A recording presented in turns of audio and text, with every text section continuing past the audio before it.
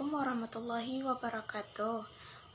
Perkenalkan, nama saya Alvina Rahmi dengan NIM 20.02.03.048 dari Prodi Akuntansi 02 Angkatan 2020. Jadi pada kesempatan ini saya akan menjelaskan materi tentang analisis rasio keuangan.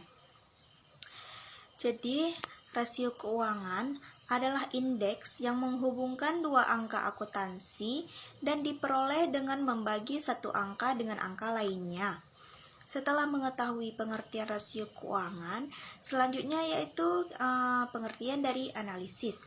Analisis merupakan suatu usaha dalam mengamati secara detail pada suatu hal atau benda dengan cara menguraikan komponen pembentuknya atau menyusun komponen tersebut untuk dikaji lebih lanjut. Setelah itu, analisis juga dapat disebut sebagai proses untuk memecahkan sesuatu ke dalam bagian-bagian yang lebih dalam dan menyatu satu dengan yang lainnya. Jadi, analisis rasio keuangan adalah proses pengamatan indeks yang berhubungan dengan transaksi dan akuntansi pada laporan keuangan, seperti neraca keuangan, laporan laba rugi, dan laporan arus kas, dengan tujuan untuk menilai kinerja keuangan suatu perusahaan. Selanjutnya, analisis rasio keuangan digunakan oleh dua pengguna utama, yakni investor dan manajemen. Untuk investor menggunakan financial ratio untuk melihat apakah perusahaan itu investasi yang bagus atau tidak. Dengan membandingkan financial ratio antar perusahaan dan antar industri, investor dapat menentukan investasi mana yang paling baik.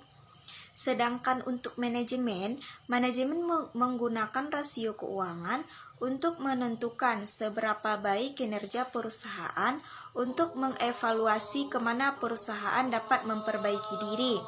Misalnya, jika perusahaan memiliki margin kotor yang rendah, manajer dapat mengevaluasi bagaimana meningkatkan margin kotor mereka. Selanjutnya yaitu tujuan dari analisis rasio keuangan.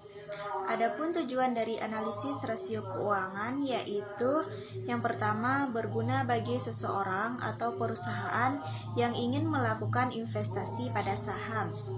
Yang kedua, memberikan kredit kepada suatu perusahaan. Yang ketiga, menentukan tingkat kesehatan perusahaan supplier. Yang keempat, menentukan tingkat kesehatan perusahaan customer atau pelanggan. Yang kelima, menentukan tingkat kesehatan perusahaan ditinjau dari segi karyawannya. Yang keenam, menentukan besarnya pajak yang dibebankan perusahaan kepada pemerintah atau menentukan tingkat keuntungan yang wajar suatu industri.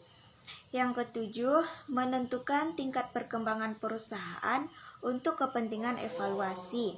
Yang kedelapan, menentukan tingkat kekuatan keuangan pesaing atau kompetitor.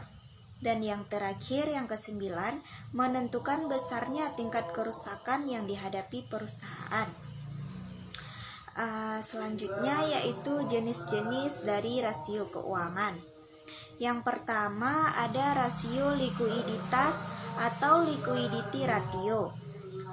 Pengertian dari rasio likuiditas yaitu rasio yang mengukur kemampuan likuiditas jangka pendek suatu perusahaan dengan melihat aktiva lancar perusahaan relatif terhadap utang lancarnya. Yang kedua yaitu rasio aktivitas atau activity ratio.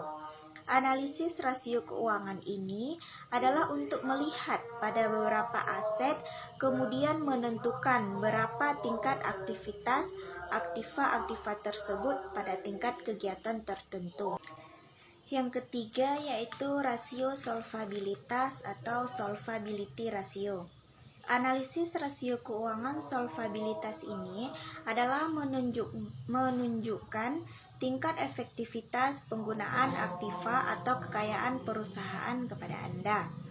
Yang keempat, rasio profitabilitas dan rentabilitas atau profitability ratio.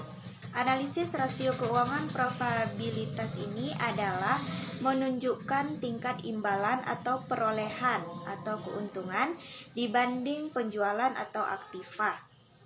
Yang kelima atau yang terakhir yaitu rasio investasi atau investment ratio.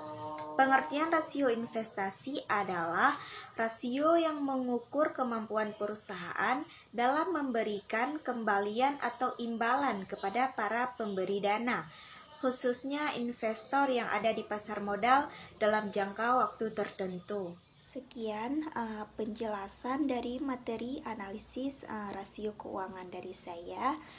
Jika ada kata-kata saya yang kurang berkenan atau kurang dipahami, saya mohon maaf.